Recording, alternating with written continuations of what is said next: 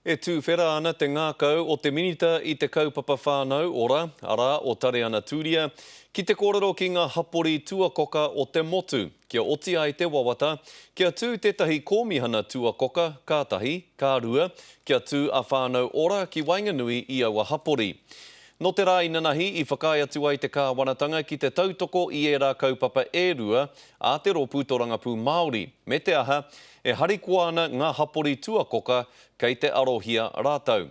Kei a pōtaka maipi ngā whakamārama. He kupu whakatena i te rangatahi, engari tērā pea ma te kaupapa whānau ora o rātau moi a e whakatinana.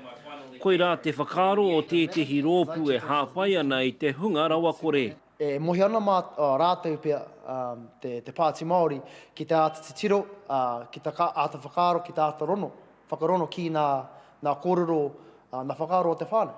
Mena e whai ana ki Tauamea, e kāre he raru, he pai ki te mōhio, kei roto i te kāwanatanga, he mānai mō tēnei kaupapa o te whānau ora.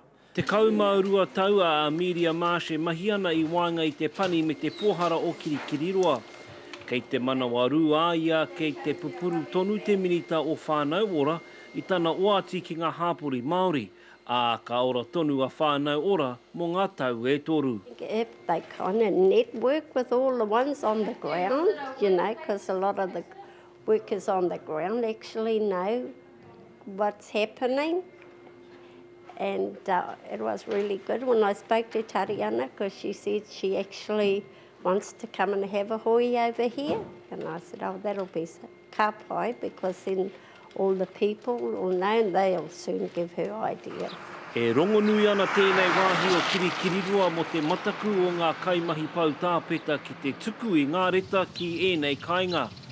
Hoi ko te wawata, ka hore te Pāti Māori e mataku ana ki te tai a tinana mai ki konei. Pōtaka maipi, te karere.